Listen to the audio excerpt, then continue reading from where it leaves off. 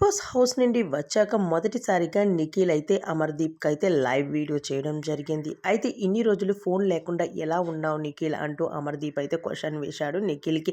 అవునరా నాకే తెలియడం లేదు, బిగ్ బాస్ హౌస్కి వెళ్ళాక ఆ ఫోన్ లేకుండా ఎలా ఉన్నానో తెలియడం లేదురా అని అమర్దీప్తో చెప్పడంతో అమర్దీప్ అదే బిగ్ బాస్ మహాత్యం అంటే అదేరా అంటూ చెప్పుకొచ్చారు. అయితే నువ్వైనా చెప్పరా అమర్దీప్ కావ్యకి, నేను ఏ తప్పు చేయలేదు అంటే నన్ను నమ్మడం లేదేంటి, అసలు నా వెనుకుండి నడిపించి నన్ను బిగ్ బాస్ హౌస్లోకి పంపి ఇలాంటి ఈరోజు ఈ ట్రాఫీని నేను గెలుచుకున్నాను, ఇలా మంచి పొజిషన్లో నించున్నాను అంటే దానికి కారణం కావ్య.